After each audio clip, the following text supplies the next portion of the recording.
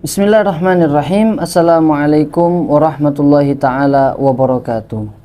Pemirsa channel YouTube MZT Malang Raya dimanapun Anda berada, Alhamdulillah di kesempatan kali ini bersama dengan kami kembali pada kajian playlist kisah sahabat baginda Nabi Muhammad Sallallahu Alaihi Wasallam, yang mana tujuan kita tidak lain dan tidak bukan demi mengenal dan mengambil pelajaran serta menggapai keberkahan dari mereka orang-orang yang dekat dengan baginda Nabi Muhammad Sallallahu Alaihi Wasallam, mereka para orang-orang terpilih dari Allah Subhanahu Wa Taala yang memperjuangkan syariat dan agama Islam, sehingga pada saatnya kita bisa benar-benar menikmati kesempurnaan Islam sampai pada zaman kita saat ini.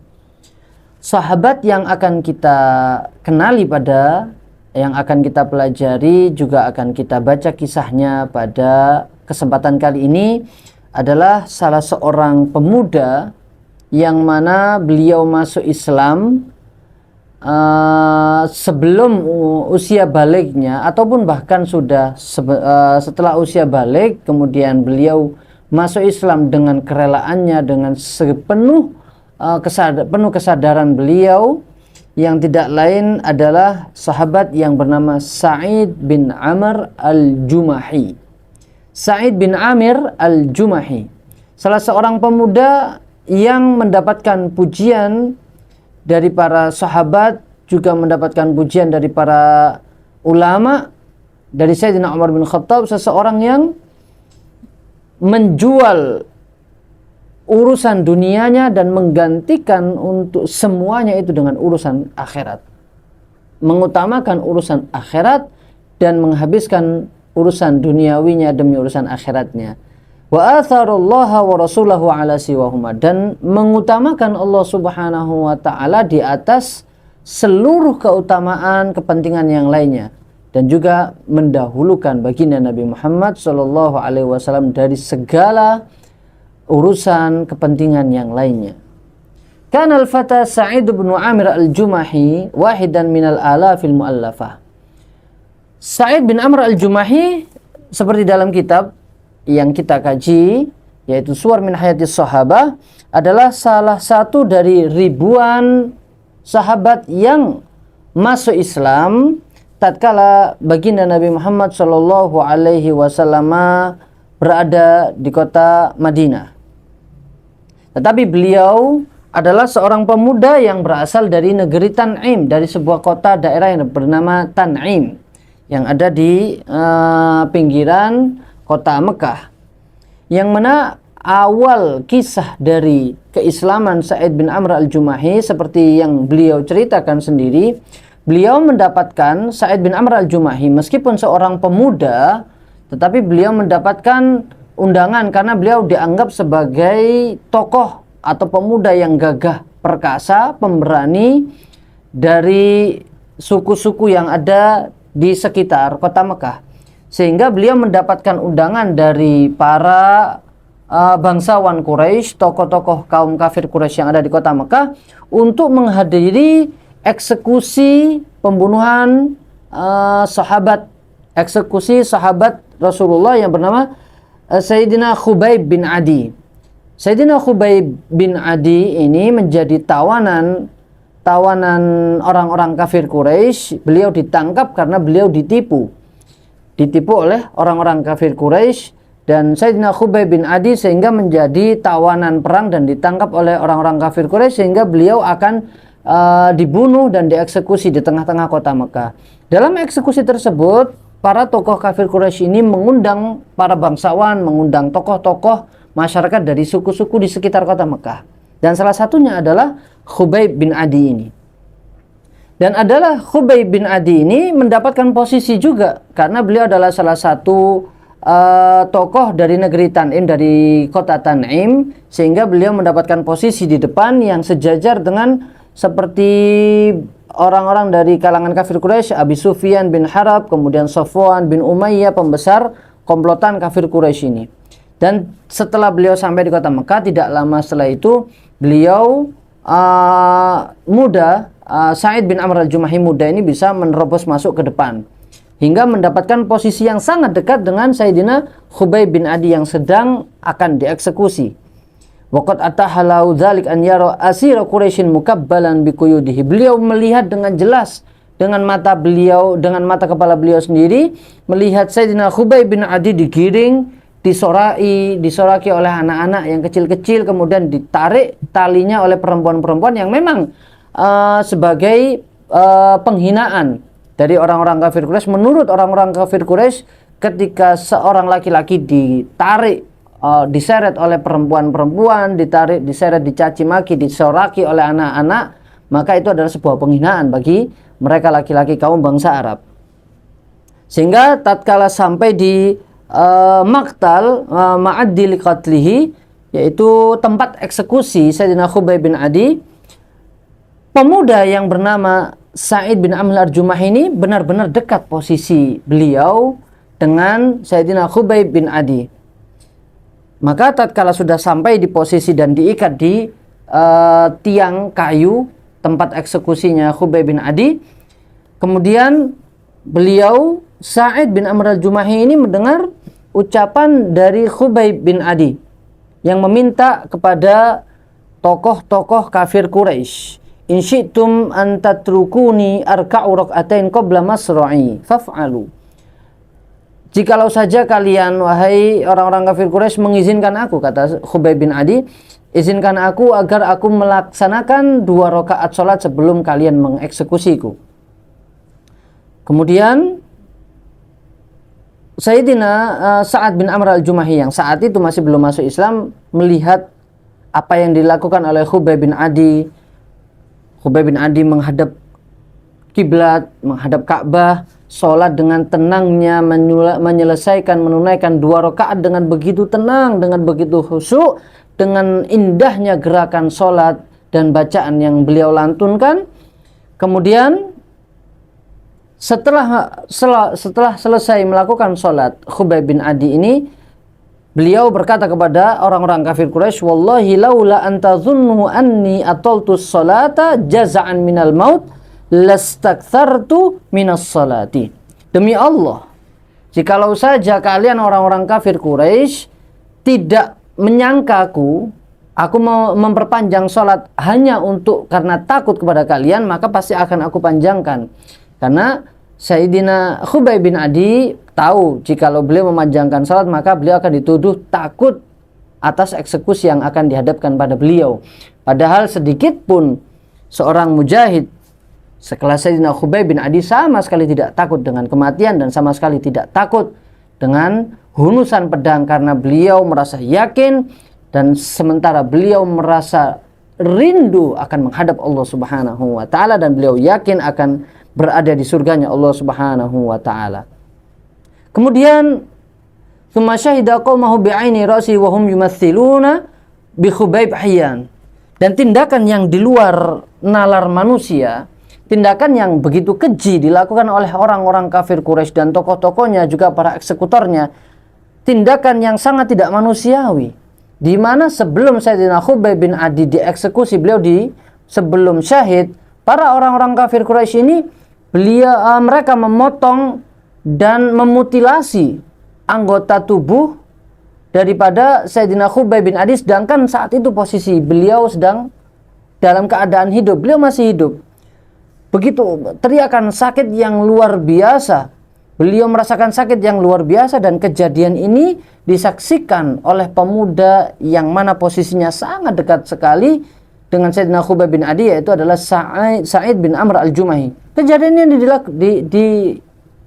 dilihat, disaksikan langsung oleh Sa'id bin Amr al-Jumahi.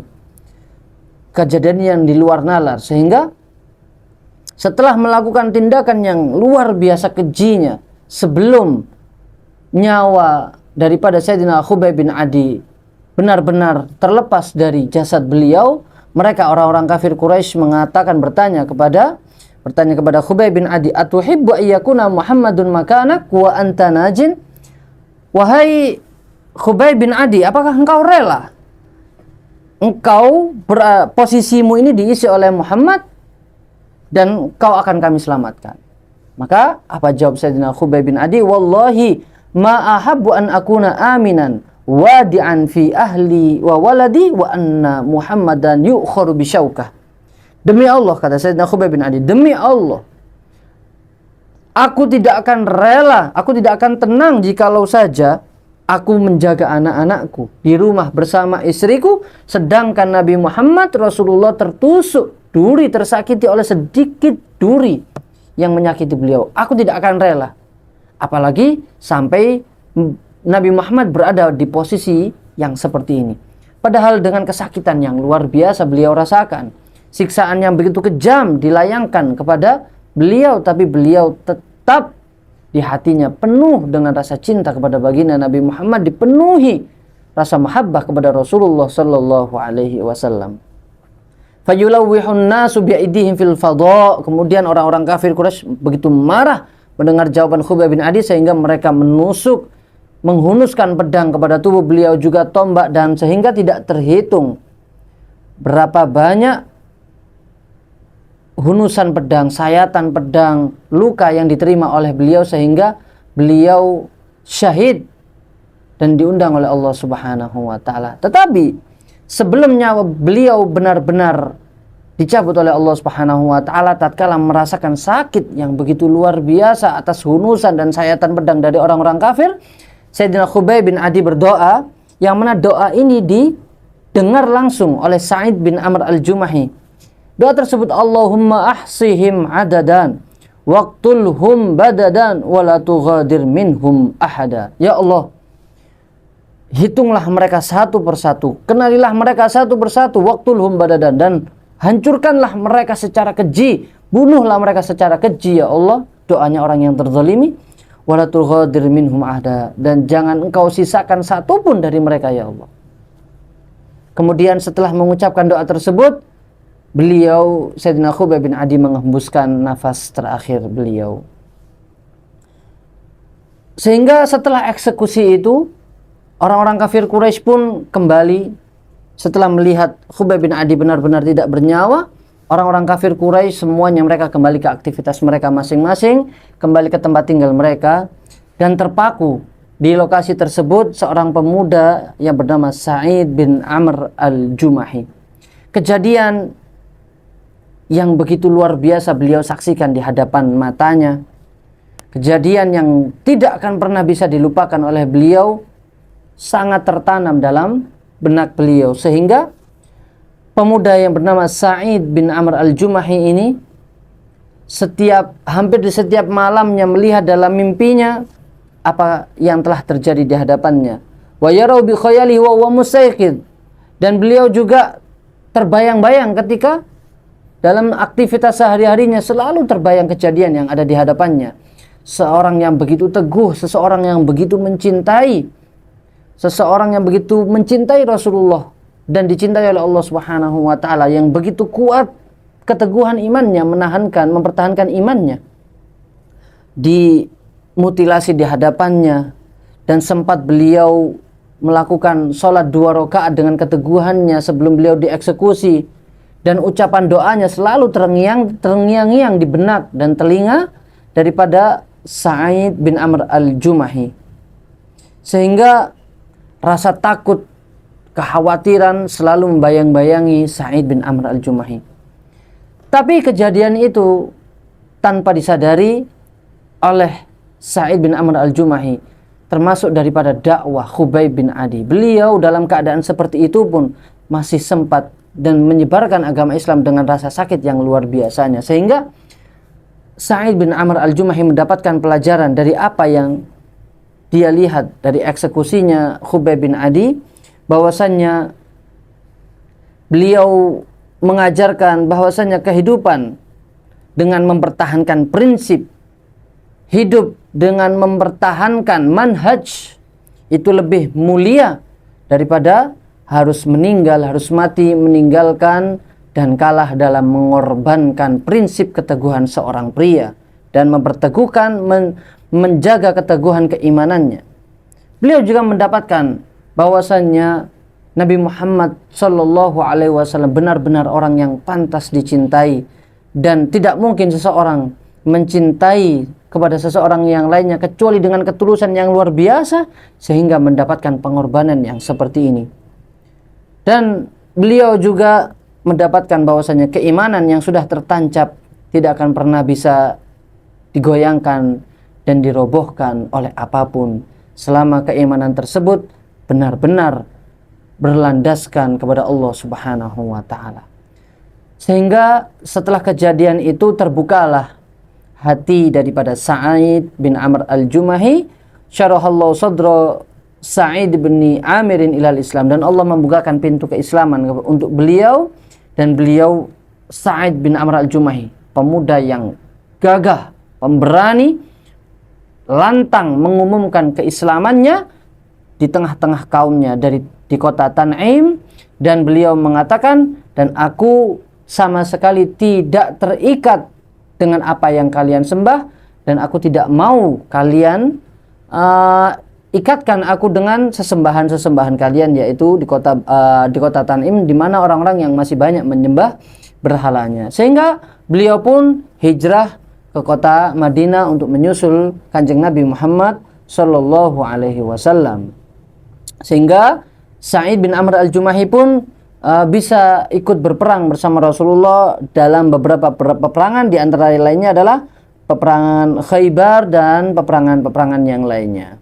Tidak lama setelah itu, Sa'id bin Amr al-Jumahi setelah masuk Islam dan hidup bersama Rasulullah di kota Madinah, ternyata Allah Subhanahu wa taala telah mengundang Kanjeng Nabi Muhammad sallallahu alaihi wasallam, dan beliau pun tetap teguh dengan keimanannya dan rela terus untuk menjadi pasukan Islam yang terus memperjuangkan agama Islam dan menyebarkan agama Islam di bawah panji khalifah setelah Rasulullah, Sayyidina Abu Bakar dan juga Sayyidina Umar bin Khattab radhiyallahu anhuma wa ardahuma.